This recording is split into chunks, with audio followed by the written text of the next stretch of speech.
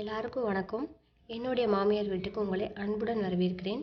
இன்றைக்கி நம்ம பார்க்க போகிற வீடியோ ஒரு கிச்சன் க்ளீனிங் வீடியோ தான் நாம் இன்றைக்கி பார்க்க போகிறோம். இந்த வீடியோ எல்லாருக்குமே ரொம்ப யூஸ்ஃபுல்லாக இருக்கும். ஸ்கிப் பண்ணாமல் லாஸ்ட் வரைக்கும் பாருங்கள்.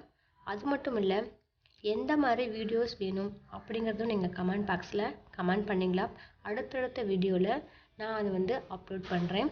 இப்போ வாங்க வீடியோக்குள்ளே போகலாம். இப்போ தான் என்னுடைய சேனலை முதல் முறையாக பார்க்குறவங்களா இருந்தால் மறக்காமல் சப்ஸ்கிரைப் பண்ணி கொடுக்குற பெல் பட்டனை கிளிக் பண்ணிக்கோங்க.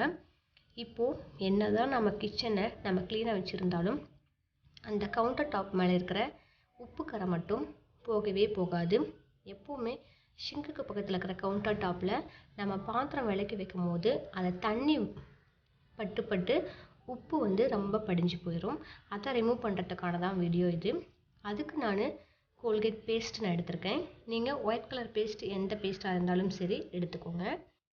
நான் கோல்கேட் பேஸ்ட் மட்டும் எடுத்துக்கல, நம்மளுடைய கிரானைட் கவுண்டர் டாப் புதுசு போல் மின்றதுக்கு ஒரு பொருள் எடுத்திருக்கேன். அதை லாஸ்ட் வரைக்கும் பாருங்கள், அப்போ தான் தெரியும்.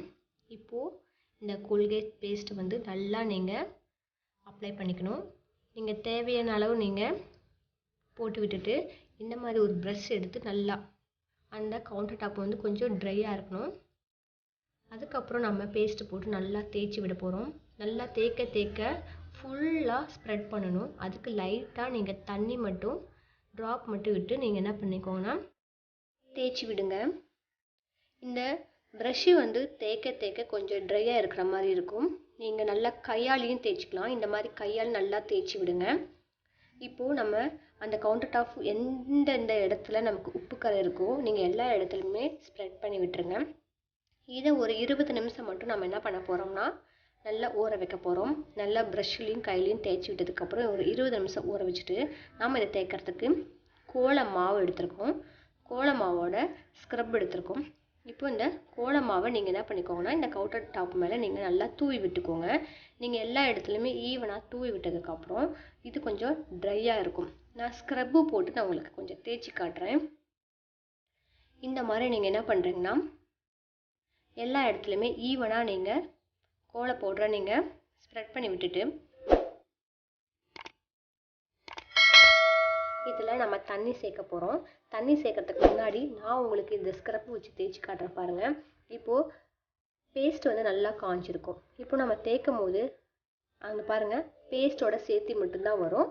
அது கொஞ்சம் தண்ணி ஊற்றி நம்ம தேய்க்கும் போது சோப்பு நுர வரும் பார்த்திங்களா, அந்த மாதிரி இருக்கும். அப்போது நம்ம என்ன பண்ண தேய்க்க நம்மளுடைய உப்பு கரை நல்லா ரிமூவ் ஆகும். இந்த மாதிரி நீங்கள் என்ன பண்ணுறீங்கன்னா நல்லா அழுத்தம் கொடுத்து நல்லா ஸ்ப்ரெட் பண்ணி நல்லா தேய்ச்சி விடுங்க. இப்போ நான் உங்களுக்கு இதை தேய்ச்சி விட்டதுக்கப்புறம் கையால் க்ளீன் பண்ணி காட்டுற பாருங்கள். அந்த இடம் எந்த அளவுக்கு உப்பு கரை படிஞ்சு இந்த இடம் பாருங்கள் எந்த அளவுக்கு க்ளீனாக வந்திருக்குன்னு. இப்போது நம்ம தண்ணி ஊற்றி இதை க்ளீன் பண்ண போகிறோம். எல்லா இடத்தையுமே நீங்கள் தண்ணி ஊற்றி க்ளீன் பண்ணுங்கள்.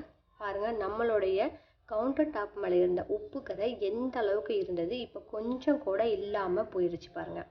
இது நல்லா நீங்கள் தண்ணி ஊற்றி தேய்ச்சதுக்கப்புறம் கழுவி விட்டதுக்கப்புறம் இது கொஞ்சம் ட்ரை ஆகட்டும். ட்ரை ஆனதுக்கப்புறம் நம்ம ஒரு பொருளோடு தேய்க்க போகிறோம்.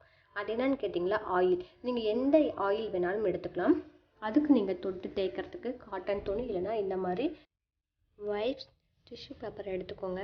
தொட்டு தேய்க்கிறதுக்கு ஈஸியாக இருக்கும். இந்த மாதிரி எடுத்து நீங்கள் என்ன பண்ண கவுண்டர் டாப் ஃபுல்லாக ஈவனாக தேய்ச்சிடணும். இது இப்போ தேய்ச்சதுலேருந்து நீங்கள் என்ன பண்ணுறீங்கன்னா மந்த்லி 1 டைம்ஸ் இல்லைனா 2 டைம்ஸ் இந்த மாதிரி நீங்கள் க்ளீன் பண்ணிக்கோங்க. எப்போவுமே நீங்கள் நைட்டு கிச்சனை க்ளீன் பண்ணிவிட்டு லாஸ்ட்டாக நீங்கள் இந்த மாதிரி க்ளீன் பண்ணதுக்கப்புறம் எண்ணெய் அப்ளை பண்ணிவிட்டு காலையில் நீங்கள் தேய்ச்சி விட்டிங்கன்னா அதில் இருக்கிற உப்பு கரை ஊறி காலையில் தேய்க்கும் போது நல்லா க்ளீனாக நமக்கு எப்போவுமே கிடைக்கும்.